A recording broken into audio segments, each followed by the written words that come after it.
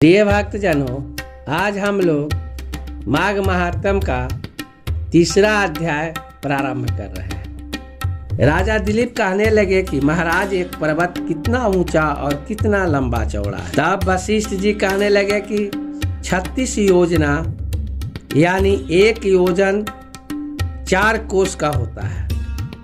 ऊंचा ऊपर चोटी में 10 योजन चौड़ा और नीचे 16 योजन चौड़ा है, जो हरी चंदन, आम, मदार, देवदार और अर्जुन के वृक्षों से सुशोभित है। दुर्भिक्ष से दुखी होकर इस पर्वत को और फल फूलों से परिपूर्ण देखकर भृगु वहीं रहने लगे और यहाँ पर कंदराओं, वनों और उपवनों में बहुत दिनों तक तप करते रहे। इस प्रकार जब भृगु ऋषि वहाँ पर अपने आश्रम पर रह रहे थे तो एक विद्याधर अपनी पत्नी सहित उतरा।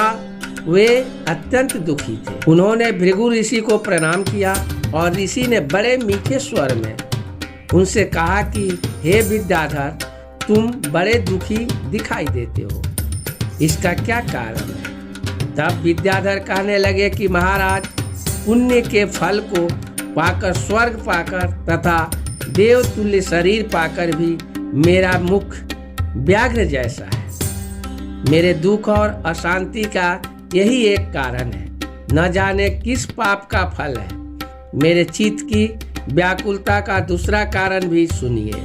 मेरी पत्नी अति रूपवती, मीठा वचन बोलने वाली यानी मधुर वचन बोलने वाली, नाचने और गाने की कला में अति प्रवीण, शुद्ध चित्त वाली, 7 सुरों वाली, बीना बजाने वाली, जिसने अपने कंठ से गाकर नारद जी को प्रसन्न किया, नाना स्वरों के नाद से बीना बजाकर कुबेर को प्रसन्न किया, अनेक प्रकार के नाच ताल से शिव जी महाराज भी अति प्रसन्न और रोमांचित हुए। शील, उदारता रूप तथा यौन में स्वर्ग की कोई अप्सरा भी इस जैसी नहीं है। कहाँ ऐसी चंद्रमुखी स्त्री और कहाँ मैं व्याघ्र मुख वाला। यही चिंता सदैव मेरे हृदय को जलाती है। विद्याधर के ऐसे वचन सुनकर तीनों लोकों की भूत, भविष्य और वर्तमान की बात जानने वाले तथा दिव्य दृष्टि वाले ऋषि कहने लगे कि हे विद्याधर, कर्म के विचित्र फलों की प्राप्ति होकर ज्ञानी पुरुष भी मोह को प्राप्त हो जाते हैं। मक्खी के पैर जितना विष भी प्राण लेने वाला हो जाता है। छोटे छोटे पापों का फल भी अत्यंत दुखदायी हो जाता है। तुमने माघ मास की एकादशी का व्रत करके द्वादशी न आने तक शरीर में तेल लगाया, इसी पाप कर्म से व्याघ्र हुआ। एकादशी के दिन उपवास करके द्वादशी को तेल लगाने से राजा ने भी क्रूप शरीर पाया था। तब वह अपने क्रूप शरीर को देखकर दुखी होकर हिमालय पर्वत पर देव सरोवर के किनारे पर गया। प्रीति पूर्वक सूद स्नान कर पूषा के आसन पर बैठकर भगवान कमल नेत्र, शंख चक्र गदा पद के धारण करने वाले, पीताम्बर पहने, वनमाला धारण किए विष्णु का चिंतन करते राजा पुरुरवा ने 3 मास तक निराहार रहकर भगवान का चिंतन किया। इस प्रकार 7 जन्मों में प्रसन्न होने वाले भगवान राजा के 3 महीने के तप से ही अति प्रसन्न हो गए और माघ की शुक्ल पक्ष की एकादशी को प्रसन्न होकर भगवान ने अपने शंख के जल से राजा को पवित्र किया। भगवान ने उसके तेल लगाने की बात याद दिलाकर सुंदर देवताओं सा रूप दिया, जिसको देखकर उर्वशी भी उसको चाहने लगी और राजा कृत्य होकर अपनी पुरी को चला गया। भृगु ऋषि कहने लगे कि हे विद्याधर, इसलिए तुम क्यों दुखी होते हो? यदि तुम अपना यह राक्षसी रूप छोड़ना चाहते हो तो मेरा कहना मानकर जल्दी ही पापों को नष्ट करने वाली हेमकूट नदी में माघ में स्नान करो, जहाँ पर ऋषि सिद्ध देवता निवास करते हैं।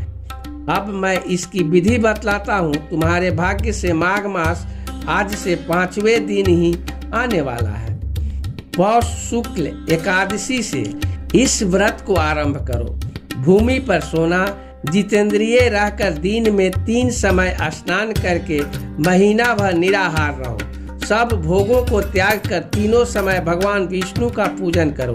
जब तुम द्वादशी को शिव जी स्तोत्र और मंत्र से पूजन करोगे तो तुम्हारा मुख देखकर सभी चकित हो जाएंगे और तुम अपनी पत्नी के साथ सुखपूर्वक क्रीड़ा करोगे। माघ मास के प्रभाव को जानकर सदा माघ में स्नान करो। पाप दरिद्रता से बचने के लिए मनुष्य को सदा यत्न से माघ मास का स्नान करना चाहिए। स्नान करने वाला इस लोक तथा परलोक में सदा सुख पाता है। वशिष्ठ जी कहते हैं कि हे दिलीप, भृगु जी के यह वचन सुनकर यह विद्याधर अपनी स्त्री सहित उसी स्थान पर पर्वत के झरने में माघ का स्नान करता रहा और उसके प्रभाव से उसका मुख देव सदृश हो गया और वह मणिगिरी पर्वत पर आनंद से रहने लगे।